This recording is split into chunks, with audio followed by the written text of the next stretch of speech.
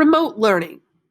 I hate to even mention this, but in case we have to go back to virtual learning from home, we need to have some processes in place to be prepared.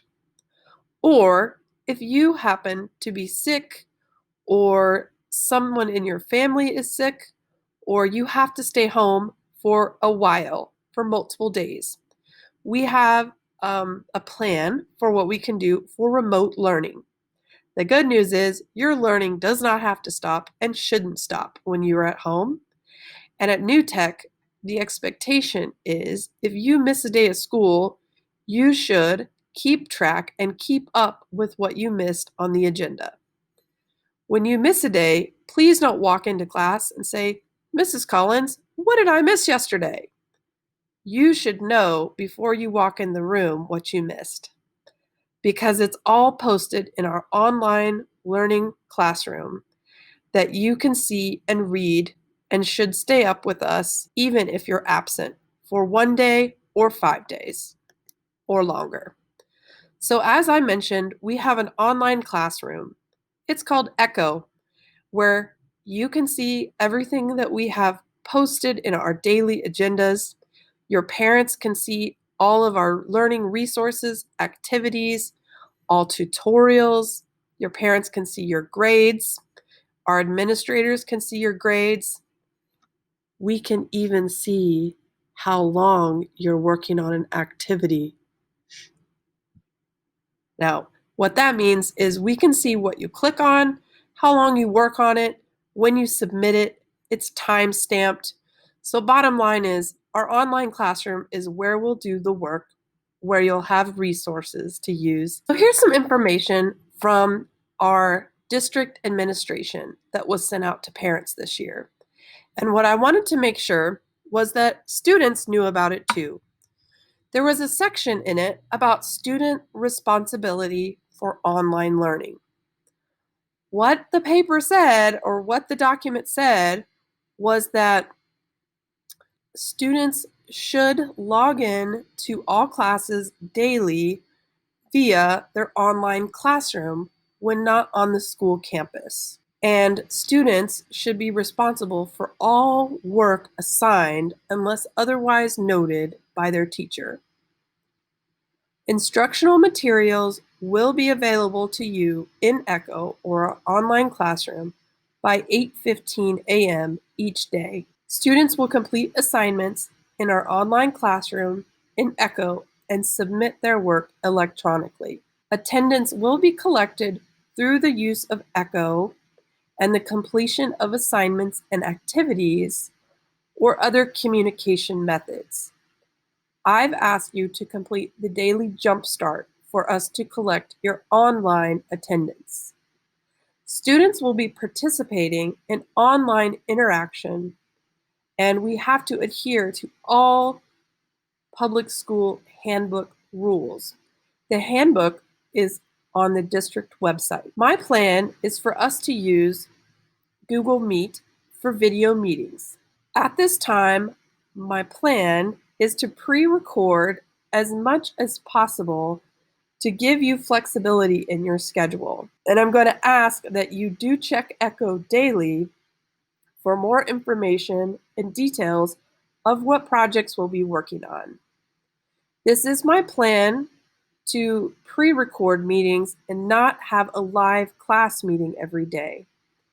I say that because I know that some of you have 4 other siblings at home, or you're the most creative at 6 o'clock at night and not 8 o'clock in the morning. So I want to be flexible to your schedule and your needs when you're working from home. We have lots of expectations for video meetings, video chats, and we need to be professional in our communication. Yes, it's okay for us to be silly sometimes, but jokes can go too far really fast.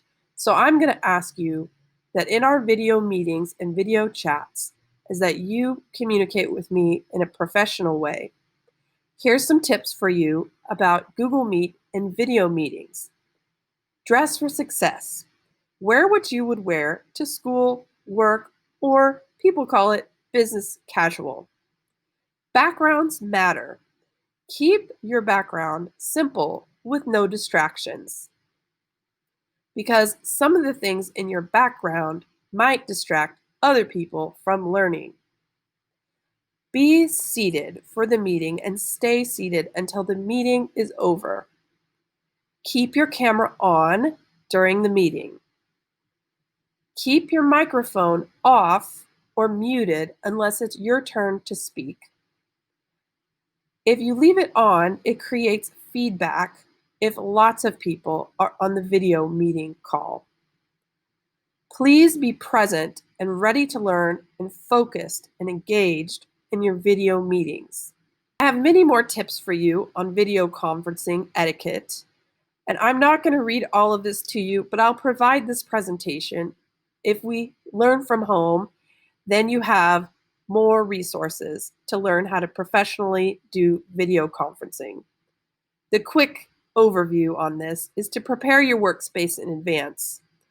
Get your camera set up and ready before the meeting starts. Notify other people in your household that you're having a meeting. For example, you could hang a sign up on your door so that other people don't come up and interrupt you. Mute your microphone and manage your sounds. If we're on a video call and then you're typing notes on your keyboard, it can be very loud if your microphone is on.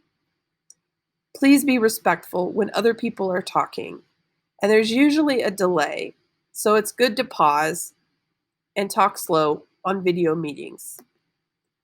So we already talked about this. Keep your camera turned on and be engaged in the meeting. Join video conference sessions early. A rule of thumb is about 5 minutes early. This way, you can check and make sure there are no tech updates or connection issues, and you have time to deal with them and not be late to the meeting. On camera. We don't want to eat while we're on camera, chew gum, or have candy. We want to stay focused on our learning. If you're in a large video conference, it's a-okay to raise your hand so that you can be unmuted, or you can unmute so you can speak and present. Remember, there's lag time.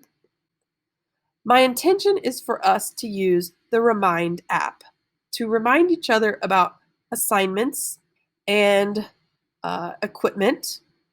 So this will be another way we can communicate. So that's the basics on video conferencing meetings if we need to use them in the future. We have all the tools at our fingertips to be amazing at online learning. And I'm just going to ask that if you are learning from home remotely, that you do focus on trying to continue your learning through research and being engaged in Echo. And if you have connection issues, to please contact me via phone or email. We still need to continue our learning even when we're not at school. The world is a wonderful place to learn, and learning doesn't just happen from 8 a.m. to 3:35 p.m. It happens all the time. That's the basic of in-person learning and my plan for virtual or remote learning. Thanks for watching.